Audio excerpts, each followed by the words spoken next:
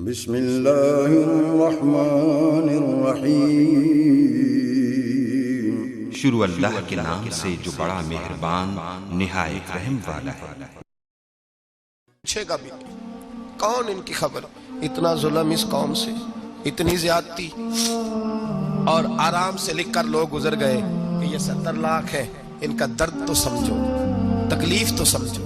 7 fit کا سونا جوان اور نشے کا عادی ہے تو کسی نالی میں پڑا ہوا ہے۔ اور میں نے کہا اس قوم کے ساتھ اس سے بڑا بھیانک مذاق کیا ہوگا؟ کوئی دانشور تھا بڑا ظالم، اس ظالم سے کوئی مشورہ لینے آیا، اس نے آ کے کہا تو بڑا ظالم ہے، بڑے کڑوے مشورے دیتا ہے، میرا ایک دشمن ہے، میں اس سے بدلہ لینا چاہتا ہوں، میرا دل کرتا ہے اس کا بچہ قتل کر دوں تاکہ وہ تڑپے۔ تو ظالم نے کہا اسے قتل نہ کر، وہ تو اس کا باپ 2-4 مہینے رو کے چپ کر جائے گا، اور پھر میں سخت سزا دینا چاہتا ہوں، مشورہ دے۔ تو اس نے کہا اس کے بچے کو نشے پہ لگا دے، جس کا بچہ نشہ کرے گا وہ باپ روز مرے گا، روز جیے گا، وہ ماں روز مرے جیے گی، نشے پہ لگا دے۔ اس قوم کے ساتھ سب سے بڑا ظلم یہ ہوا کہ ملت کا جوان نشے پہ لگ گیا، ڈرگز پہ لگ گیا، اتنے تباہ حالات ہوئے کہ جوان چڑھتی جوانیاں، اماں نے کتاب دے کے بھیجا تھا، اور کالج سے واپس آئے تو نشے کے ٹیکے ہاتھوں میں پکڑے ہوئے، ٹیکے۔ اور آپ کے اس ملک کے اسلام آباد میں ایک دن میڈیا نے وہ خبر بھی وائرل کی اور وہ چیز بھی دکھائی لوگوں کو، 3 مہینے کا بچہ لے کے نشئی سڑک پہ آ گیا، اس نے کہا میرا نشہ ختم ہو گیا، میرا بچہ خرید لو، 2 پڑیاں دے دو۔ تو وہاں بیبیاں جو سن رہی تھی وہ بھی چیخیں مار کے رو رہی تھی۔ یہ ظلم کیا اس قوم کے ساتھ، اور کرپشن کی لعنت نے اجازت دی سپلائی کرنے والوں کو کہ گلی گلی بیچے، گلی گلی۔ انہوں نے کچھ تھوڑا ظلم نہیں کیا ان حکمرانوں نے، اور ہماری اپوزیشن اس کو نہ صرف اتنا پتا ہے کہ یہ جائیں اور ہم آئیں، اس سے زیادہ کوئی غرض نہیں۔ بھائی کرپشن کے خلاف نکلے ہو تم، نشے کے خلاف کس دن نکلو گے؟ جوئے کے خلاف کس دن؟ قوم تو مر رہی ہے نشے سے، اس کے خلاف میدان میں کب آؤ گے؟ صرف اتنا ہے کہ یہ جائیں اور ہماری باری آئے، اس سے زیادہ کچھ نہیں۔ جتنے مجرم وہ ہیں اتنے ہی تم بنتے جا رہے ہو، اس لیے کہ اصل بات پر نہ وہ آتے ہیں اور نہ اصل بات پر یہ آتے۔ بھائیو، میرے نبی پاک صلی اللہ تعالی علیہ وسلم، اور ایک اور تماشا ہے، یہ میرے پہ اللہ کا یہ احسان رہا، اس لیے نہیں کہ میں پرہیزگار آدمی ہوں، نیک ہوں، اس لیے نہیں، ویسے ہی اللہ بعض اوقات اسباب بناتا ہے، سبب بناتا ہے۔ مجھے نہ شراب کے رنگ کا پتہ ہے، نہ اس کی خوشبو کا پتہ ہے، نہ میں نے کبھی زندگی میں دیکھی ہے، یہ کرم ہے میرے حضرت صاحب کا، میں نے نہیں دیکھی، مجھے نہیں پتا کیسی ہوتی ہے، کچھ باتیں میں نے سنی ہیں۔ ایک محفل میں بیٹھا تھا مجلس میں، تو ایک شخص نے کہا کھانسی نہیں جاتی بچے کی، دوسرا اس کو مشورہ دے رہا ہے، کھانسی نہیں جاتی، بڑی دوائی دیسی بھی فلاں بھی بڑی کھائی، مشورہ دیا اس کو کہ تو اس طرح کر، اس کو نا شراب کے 2-4 چمچے پلاؤ، کہتے ہیں جی اس کو نا یہ پلاؤ تو صحیح ہو جائے گی۔ تو میں نے پلٹ کے اس کی طرف دیکھا، میں نے کہا کوئی عقل کر، کیا مشورہ کر؟ مولانا میرا تجربہ ہے۔ میں نے کہا تیرا تجربہ افضل ہے یا رسول اللہ کا فرمان زیادہ افضل ہے؟ تیرا تجربہ افضل ہے۔ حضرت ام سلمہ رضی اللہ تعالیٰ عنہ کہتی ہے میں نے عرض کی یا رسول اللہ صلی اللہ علیہ وسلم، میری بچی بڑی بیمار ہے، تو مجھے کسی نے کہا ہے یہ تھوڑی سی نشے والی چیز ہے، یہ بنا کے تیار کر کے دو، صحیح ہو جائے گی، بیمار ہے بچی تو یہ نشے والی چیز ہے، اس کو تیار کر کے دو، تھوڑا نشہ ہے۔ اگرچہ میں نے شروع میں کہا بعض لوگ مریض کو، سخت مریض کو ایسی ادویات جو مجبوری بن جائے اس کی گنجائش اور اجازت دیتے ہیں، محتاط علماء تو اس میں بھی بہت ساری چیزیں پہلے بیان کرتے ہیں، لیکن اس نے کہا جی میرا نشہ دینا ہے شفا کے لیے۔ حضرت ام سلمہ کہتی ہے میرے نبی پاک نے میری طرف دیکھا، میری طرف، تو میں نے کہا یا رسول اللہ آپ کیا فرمانا چاہ رہے ہیں؟ تو نبی پاک نے فرمایا ام سلمہ کبھی ناپاک چیز میں بھی شفا ہوئی ہے، کبھی ناپاک چیز میں بھی، کبھی شراب اور خمر میں بھی شفا ہو سکتی ہے۔ شفا رب کریم نے رکھی ہے پر شہد کے اندر رکھی ہوئی ہے، شفا اللہ نے رکھی ہے قرآن مجید میں رکھی ہوئی ہے، تو اس میں بھی کبھی یہ حضور نے بیان کیا ہے کہ اس کے اندر شفا ہو سکتی، تو امت کتنی دلیری کرتی ہے جو یہ مشورے دیتی ہے کہ اس کے اندر نشہ ہے، شراب ہے، تو کھانسی چلی جائے گی تو فلانی بیماری چلی جائے گی۔ نہ، نہ آؤ ان چیزوں پہ، نہ اپنے ایمان کو خرابی دو، اور نہ ایسی باتیں کرو جس سے کہ ڈائریکٹ رسول اللہ صلی اللہ علیہ وسلم کے واضح ارشادات کی مخالفت ہو۔ میرے نبی پاک صلی اللہ علیہ وسلم نے فرمایا، اور پھر کچھ لوگ کہتے ہیں تھوڑی پی ہے جی۔ اب تو میں تجزیے میں پڑھ رہا تھا کہ ایسی شراب ایجاد ہو گئی ہے، لوگ شراب پیتے ہیں اور وہ مست بھی رہتے ہیں، کار بھی چلاتے رہتے ہیں، کہتے ہیں جی نہیں ہمارا ذہن معاف نہیں ہوا تو یہ والی صحیح ہے، نشہ نہیں لاتی۔ میرے نبی پاک صلی اللہ علیہ وسلم نے فرمایا جس چیز کی تھوڑی مقدار زیادہ مقدار حرام ہے اس چیز کی تھوڑی مقدار بھی حرام ہے، جس کی زیادہ مقدار حرام ہے اس کی تھوڑی بھی۔ تو خمر اور شراب اگر فل پینا جائز نہیں تو تھوڑی پینا بھی جائز، یہ حرام ہے اور حرام تھی اور قیامت تک حرام ہی رہے گی۔ میرے نبی پاک صلی اللہ علیہ وسلم نے منع کیا اور حضور نے اظہار ناپسندیدگی فرمایا، اور میں 40 دن تو عبادت ہی قبول نہیں ہوتی شراب پینے والوں جب تک سچی توبہ نہ کرے۔ ایک دن صحابہ بیٹھے تھے سارے، حضرت ابوبکر صدیق بھی تھے، فاروق اعظم بھی تھے، عثمان غنی بھی تھے، ڈھیر ساری تعداد تھی صحابہ کی، سارے تشریف فرما تھے۔ حضرت عبداللہ ابن عمر رضی اللہ تعالیٰ عنہ حدیث کے راوی ہیں، اور مستدرک للحاکم کے اندر ابن حبان کے اندر یہ روایت موجود ہے۔ فرماتے ہیں صحابہ نہ بات کر رہے تھے، اور بات یہ کر رہے تھے کہ یار لوگوں کو گناہوں سے کیسے روکا جائے، لوگوں کو گناہوں سے گفتگو صحابہ یہ کر رہے تھے۔ عبداللہ ابن عمر کہتے ہیں بیٹھے تھے اور جو گفتگو کر رہے تھے کہ گناہوں سے پلاننگ یہ ہوتی تھی، ان کی جو محفلیں ہوتی تھی نا بیٹھ کے، وہ خوش گپیاں نہیں ہوتی تھی بلکہ وہ تبلیغ کی، جد و جہد کی، لوگوں کو برائی سے منع کرنے کے لیے بیٹھتے تھے، اس پر منصوبہ بندی کرتے تھے، پلان کرتے تھے، آگے ترتیب دیتے تھے۔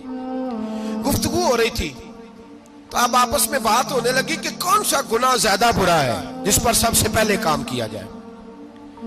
تو دور ایک صحابی بیٹھے تھے، ان کا نام تھا عبداللہ ابن عمر، ایک عبداللہ بن عمر ہے اور ایک عبداللہ ابن عمر ہے۔ حضرت عبداللہ ابن عمر دور بیٹھے تھے، بڑے سمجھدار سیانے باریک بین آدمی تھے۔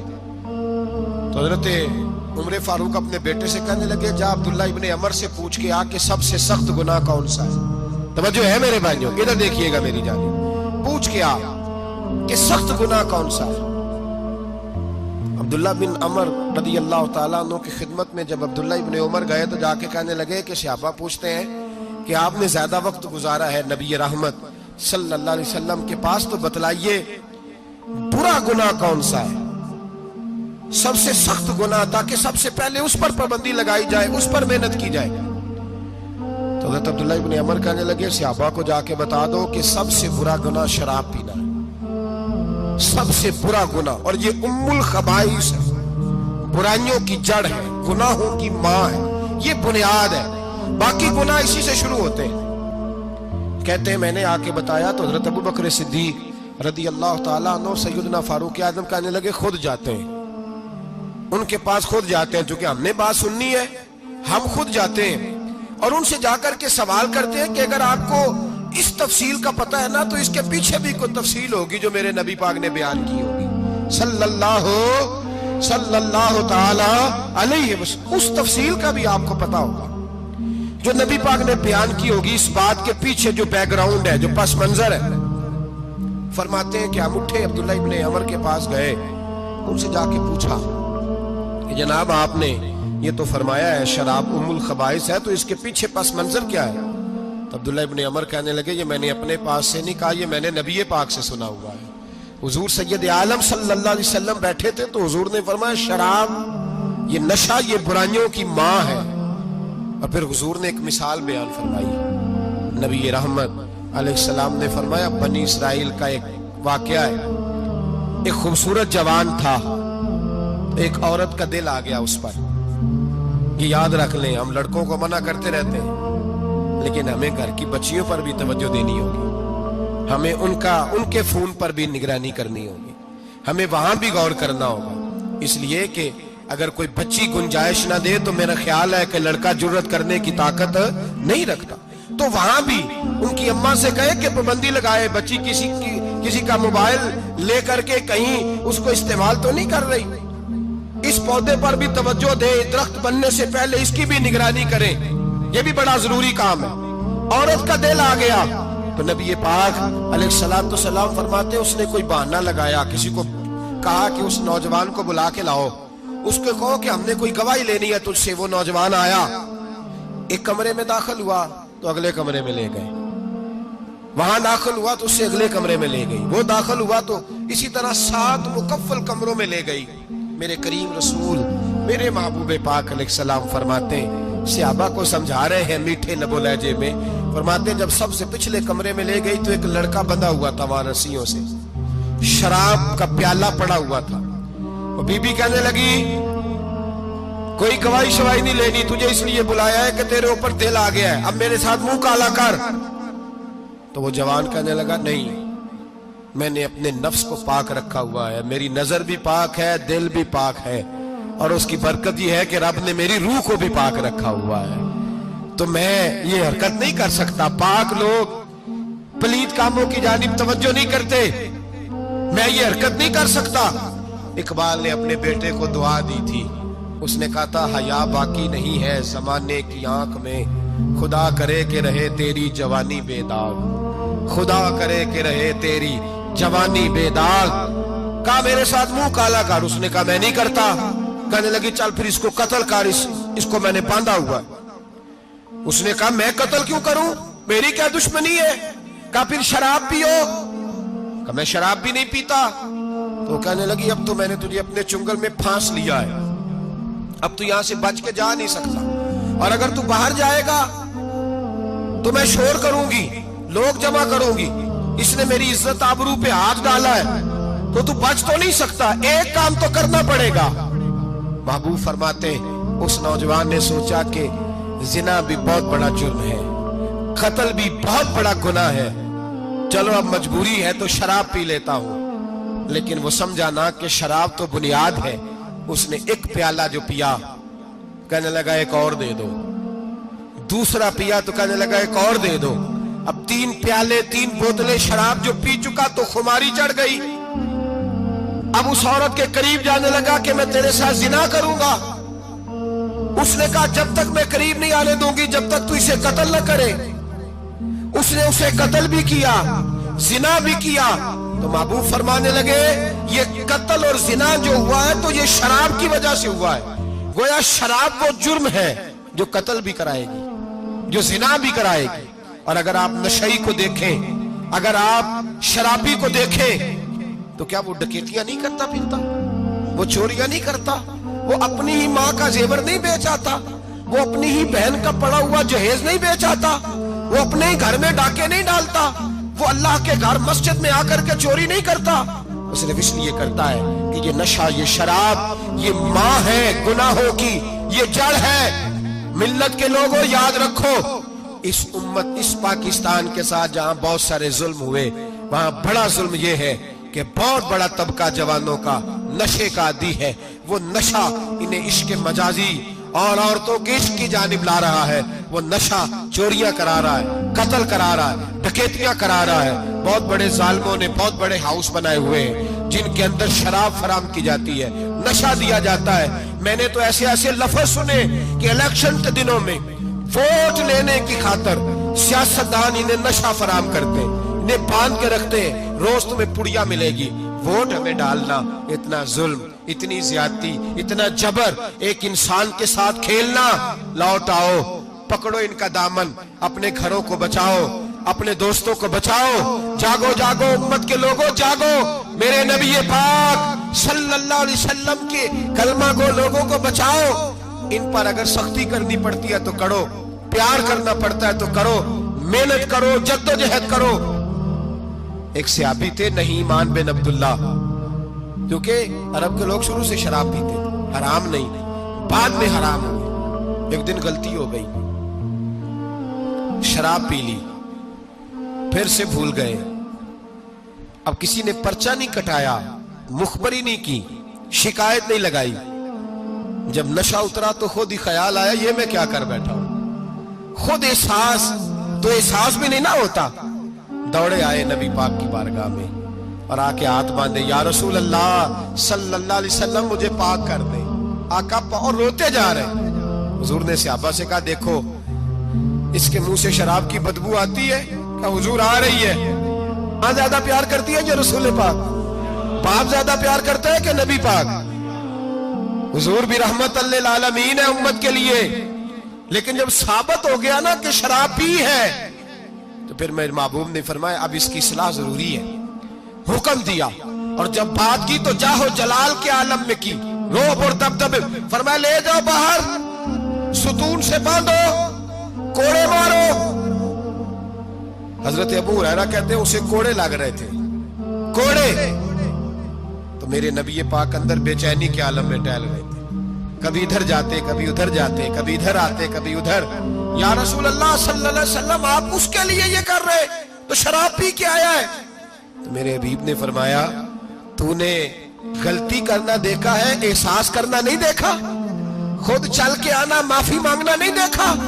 میرے نبی پاک نے فرمایا غلطی ہوئی ہے تو میں نے سزا بھی دی ہے اور مجھے امید ہے آئندہ غلطی کرے گا بھی نہیں. لیکن غلطی ہو گئی تو کیا ہوا، وہ خدا سے بھی پیار کرتا ہے، محمد مصطفیٰ سے بھی پیار کرتا ہے. ان لوگوں کو معاشرے سے کاٹے نا، ان کو جہاز کہہ کے نشئی کہہ کے کاٹے نا. یہ کسی ماں کی آنکھوں کے تارے ہیں، یہ کسی بہن کے راج دلارے ہیں، کسی بیوی کے سر کا تاج ہے. کوئی بیٹی انتظار کر رہی ہے کہ میرا باپ شام کو گھر آئے گا. او بھائیو، ان پر محنت کرو، ان کے علاج کراؤ، جد و جہد کرو ان کے لیے، انہیں توبہ کی طرف لاؤ. میرے شیخ پیران سلسلہ حضرت جنید بغدادی رحمت اللہ تعالیٰ علیہ تقریر کر رہے تھے تو ایک شرابی پہ اثر ہو گیا، دوڑا ہوا آیا، کہنے لگا حضور ہر روز شراب پی ہے، 40 سال ہو گئے شراب پیتے، آپ کی باتیں دل کو لگ گئی ہیں، لیکن آج توبہ کروں گا تو اللہ معاف کر دے گا. تو حضرت جنید بغدادی فرمانے لگے تیرا کوئی انتظار کر رہا ہے؟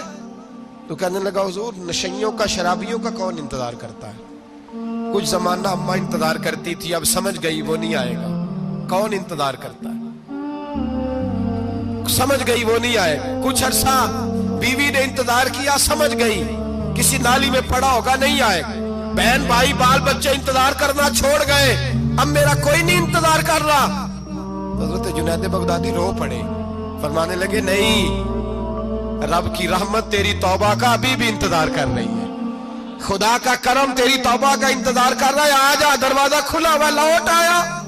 وہ شخص کہتا ہے جب بات سنی تو اللہ اکبر کہا، کپڑے پھٹ گئے، قدموں میں گرا، وضو کیا، غسل کیا، مسجد آیا، کہنے لگا یا اللہ تو واقعی راضی ہے، واقعی راضی ہے. تو فرماتے ہیں جب وہ رو رو کے یہ دعا کر رہا تھا تو مسجد کے ہر کونے سے آواز آنے لگی تو نے سچی توبہ کر لیا تو تیرا رب راضی ہو گیا ہے، ان کو پکڑ کے لاؤ. اور حضرت جنید نے یہ بات سیکھی کہاں سے؟ حضرت سیری سختی سے.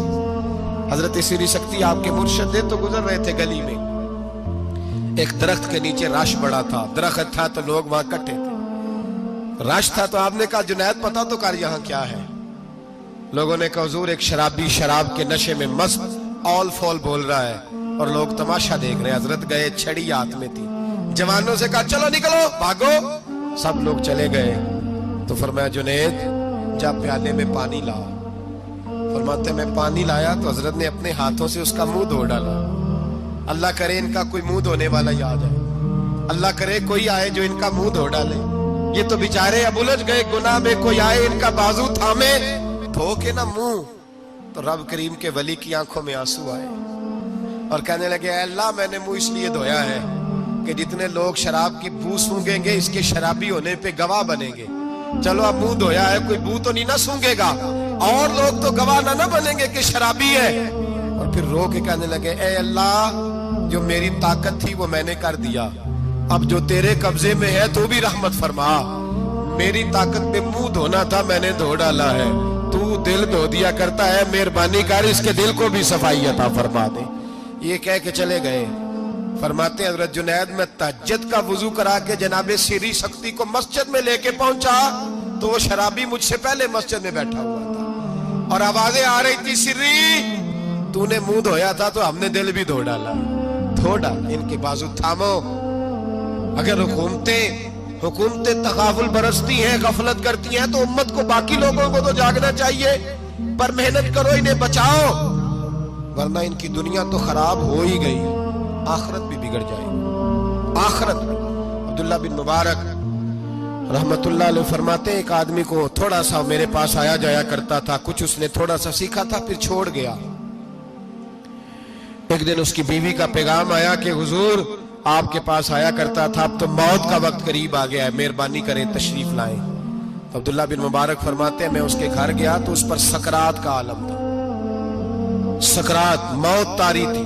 मैं समझ गया कि अब इंतकाल कर जाएगा। तो फरमाते मैंने उसके पास कलमा पढ़ना शुरू कर दिया, ला इलाहा इल्ल। जब किसी के पास जाए ना मर्ज़े वफात में, तो उसे कहना नहीं चाहिए कलमा पढ़, क्योंकि उलमा फरमाते हैं कि उस पर तो मौत का सकरात की सख्ती है। हो सकता है आप कहें तो उस परेशानी में वो कह दे मैं नहीं पढ़ता, तो उसके लिए बड़ी मुसीबत खड़ी हो जाएगी ये लफ्ज कह के। तो आप इस तरह करें, जब जाएं तो उसके सामने जाके क्या कहें, कलमा पढ़ना शुरू कर दे, पढ़ना शुरू कर दे, ला इलाहा इल्लल्लाह, ये आवाज देनी शुरू करें, वो भी आपको देख के पढ़ेगा। तो हजरत अब्दुल्ला बिन मुबारक कहते मैं गया तो उस पर मौत तारी थी, मैंने उसके सामने ना बुलंद आवाज से कलमा पढ़ना शुरू कर दी। तो वो सारी बातें करता, लेकिन जब वो कलमा पढ़ना चाहता ना, ला इलाहा इल्लल्लाह मुहम्मदुर रसूलुल्लाह सल्लल्लाहु अलैहि वसल्लम, उसकी जुबान से निकलता नहीं था। फरमाते मैं बड़ा परेशान हुआ, मैंने उसको कहा तू क्या कर रहा है, तो वो रो पड़ा, कहने लगा हुजूर मैं कोशिश करता हूँ, बाकी सारे लफ्ज निकलते हैं, आपसे बातें भी कर रहा हूँ, पर जब मैं कलमा पढ़ता हूँ तो मेरी जुबान पर जारी नहीं होता। हजरत फरमाते हैं थोड़ी देर गुजरी कि उसकी रूह परवाज कर गई। मैं बड़ा परेशान था, रोज ये बात मेरे जहन में घूमती थी कि वजह क्या थी। एक दिन मुझे ख्वाब में मिला, अल्लाह अकबर, तो फरमाते हैं उसका सारा जिस्म जख्मी था। मैंने कहा तुझे क्या हुआ, और कलमा न पढ़ने की वजह, कहने लगा हुजूर मेरा रब मुझसे नाराज है और मैं बड़ी तकलीफ में हूं, मेरे लिए दुआ करें। फरमाते मैंने कहा तेरी गलती क्या है, कहने लगा सारा जमाना रोकता था, पर मैं हर जुमेरात को शराब पिया करता था, हर जुमेरात को मैं शराब पीता था, माँ रोकती, बहन रोकती, भाई रोकते, रिश्तेदार रोकते, मैं हर जुमेरात हफ्ते में एक दिन पीता था। उसका नुकसान ये हुआ कि मरते वक्त मेरी जुबान पे कलमा भी जारी नहीं हुआ। मेरे रसूल पाक सैयद आलम सल्लल्लाहु अलैहि वसल्लम को सहाबा ने बताया कि या रसूल अल्लाह सल्लल्लाहु अलैहि वसल्लम, एक आदमी शराब इतनी पीता था कि शराब के नशे में मर गया है, नशे की हालत में मर गया है। मेरे हबीब ने फरमाया कयामत के दिन उठेगा तो उसके मुंह से भी शराब की बदबू आ रही हो, उसी हाल में उठाया जाएगा और सजा दी जाएगी।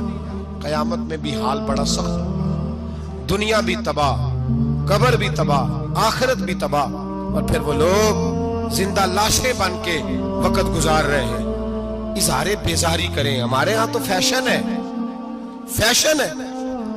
और शराबियों की दोस्ती, जालिमों के साथ जराने, हमारा आना जाना, प्रोटोकॉल देना, हमें पता होता है कि कौन कितना शराबी है, हमें पता होता है। सोशल मीडिया पे रोज वीडियो आती है, रोज शोर उठता है, बड़े बड़े शराबी कबाबी इस मुल्क की भागदौड़ संभाले हुए हैं, और हमारे तो जराने हैं ना, इसलिए कि हमें भी थाना कल्चर को परवान चढ़ाना है, हमें भी जरूरत पड़ सकती है, झगड़े में थाने ले जाना पड़ता है, तो क्या करें, जराने रखने पड़ते। हजरत इमाम शाफी फरमाया करते थे जिसने दोस्ती रखी शराबी से और राजी हुआ उसके शराब पीने पर, अल्लाह कयामत के दिन उसे भी सजा दे।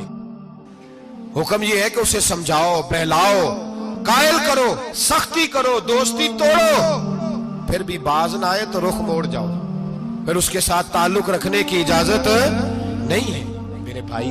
और हमारे यहाँ तो ये चौधरी और वडेरा और सिपा सलार होने की अलामत है ना। अब ये अलामत है ना जनाब, माल आ जाए तो फिर कहते हैं वहां, और मैंने तो शुरू में कहा था, अब लोग इसको फख्र का बाइस जानते हैं। गंदगी खाने वाला बाइस फख्र नहीं होता, तो गंद खाए वो बाइस फख्र नहीं, फख्र वो होता है जिसका किरदार ज्यादा आला होता है। ये कोई अलामत नहीं कि मैं बड़े कबीले से हूं तो अब हमारे बच्चों को इजाजत है वो नशे करते फिरे, शराबे पीते फिरे, मौज करते फिरे, ये कोई फख्र की अलामत नहीं, ये शर्म की अलामत है। बाप का सर आज तो फख्र से बुलंद होता है ना, माअज़ल्लाह अस्तगफिरुल्लाह, कि वो देखो जी वो शराबे भी पीता है, मूछें भी बड़ी रखी हुई है, बदमाशी भी करता है। पता तुझे उस वक्त चलेगा जब तेरे पांव तक आग आएगी, और जब तेरा घर उजड़ेगा, जब तबाहियां होंगी, जब ये बेच डालेगा हर शय, جب یہ تجھے کسی کام کے قابل نہیں چھوڑے گا پھر تجھے خبر ہوگی۔ قرآن نے اسے ناجائز کہا، رسول پاک نے اسے ناجائز کہا، اور مولا علی کی ایک بات تو حرف آخر ہے۔ کسی نے کہا حضور آپ شراب اور نشے کے بارے میں کیا فرماتے ہیں؟ تو حضرت علی کہنے لگے بہتے دریا میں ایک قطرہ گرے شراب کا اور پھر وہ دریا خشک ہو جائے اور اس کی سطح پہ گھاس ہو گئے، اور میرا گھوڑا اگر وہ گھاس کھا لے تو میں اس گھوڑے کی سواری بھی پسند نہیں کرتا۔ ایک قطرہ شراب گر پڑے۔ جناب ابو بکر صدیق رضی اللہ تعالیٰ عنہ سے کسی نے پوچھا جاہلیت کے زمانے میں تو سارے شراب پیتے تھے، آپ نے کبھی پی تھی؟ تو آپ فرمانے لگے میں وہ کام نہیں کرتا جو کرنے کے بعد بیوی اور بہن کی پہچان ختم ہو جاتی، میں وہ کام ہی نہیں کرتا۔ اتنا غلیظ کام کیسے کروں کہ جو پینے کے بعد یہی خبر نہ ہو کہ بیوی کون سی اور بہن کون سی ہے۔ میں یہ کام نہیں کرتا جو انسان کو رشتوں کی پہچان ہی بھلا دے، میں وہ کام کرتا ہوں جس میں انسان کا شعور بیدار رہتا ہے، عقل بیدار رہتی ہے، اپنی زندگی کو سنوارے، اور اگر کسی جگہ یہ غلطی ہے تو کھری اور سچی توبہ کرے، اور اگر دائیں بائیں کوئی ایسا شخص ہے تو اس کا بازو تھامے، محنت کرے، ٹائم دے، اسے اس دلدل اور گندگی سے باہر نکالے، یہ بہت بڑی نیکی ہوگی۔ اور ان بہروپیوں کو پہچانے جنہوں نے تھوڑے سے پیسوں کے لیے ملت کے جوانوں کی رگوں میں نہیں زہر اڈیل دیا ہے اور تباہی پھیلا دی ہے۔ دعا کرتا ہوں رب کریم کی بارگاہ میں اللہ ہمیں سمجھنے کی توفیق عطا فرمائے۔ آخر دعوانا چھے گا مل کون ان کی خبر، اتنا ظلم اس قوم سے، اتنی زیادتی، اور آرام سے لکھ کر لوگ گزر گئے کہ یہ 70 لاکھ ہے، ان کا درد تو سمجھو، تکلیف تو سمجھو۔ 7 فٹ کا سونا جوان اور نشے کا عادی ہے تو کسی نالی میں پڑا ہوا ہے۔ اور میں نے کہا اس قوم کے ساتھ اس سے بڑا بھیانک مذاق کیا ہوگا؟ کوئی دانشور تھا بڑا ظالم، اس ظالم سے کوئی مشورہ لینے آیا، اس نے آ کے کہا تو بڑا ظالم ہے، بڑے کڑوے مشورے دیتا ہے، میرا ایک دشمن ہے، میں اس سے بدلہ لینا چاہتا ہوں، میرا دل کرتا ہے اس کا بچہ قتل کر دوں تاکہ وہ تڑپے۔ تو ظالم نے کہا اسے قتل نہ کر، وہ تو اس کا باپ 2-4 مہینے رو کے چپ کر جائے گا، پھر میں سخت سزا دینا چاہتا ہوں، مشورہ دے۔ تو اس نے کہا اس کے بچے کو نشے پہ لگا دے، جس کا بچہ نشہ کرے گا وہ باپ روز مرے گا، روز جیے گا، وہ ماں روز مرے جیے گی، نشے پہ لگا دے۔ اس قوم کے ساتھ سب سے بڑا ظلم یہ ہوا کہ ملت کا جوان نشے پہ لگ گیا، ڈرگز پہ لگ گیا، اتنے تباہ حالات ہوئے کہ جوان چڑھتی جوانیاں، اماں نے کتاب دے کے بھیجا تھا، اور کالج سے واپس آئے تو نشے کے ٹیکے ہاتھوں میں پکڑے ہوئے، ٹیکے۔ اور آپ کے اس ملک کے اسلام آباد میں ایک دن میڈیا نے وہ خبر بھی وائرل کی اور وہ چیز بھی دکھائی لوگوں کو، 3 مہینے کا بچہ لے کے نشئی سڑک پہ آ گیا، اس نے کہا میرا نشہ ختم ہو گیا، میرا بچہ خرید لو، 2 پڑیاں دے دو۔ تو وہاں بیبیاں جو سن رہی تھی وہ بھی چیخیں مار کے رو رہی تھی۔ یہ ظلم کیا اس قوم کے ساتھ، اور کرپشن کی لعنت نے اجازت دی سپلائی کرنے والوں کو کہ گلی گلی بیچے، گلی گلی۔ انہوں نے کچھ تھوڑا ظلم نہیں کیا ان حکمرانوں نے، اور ہماری اپوزیشن اس کو نہ صرف اتنا پتا ہے کہ یہ جائیں اور ہم آئیں، اس سے زیادہ کوئی غرض نہیں۔ بھائی کرپشن کے خلاف نکلے ہو تم، نشے کے خلاف کس دن نکلو گے؟ جوئے کے خلاف کس دن؟ قوم تو مر رہی ہے نشے سے، اس کے خلاف میدان میں کب آؤ گے؟ صرف اتنا ہے کہ یہ جائیں اور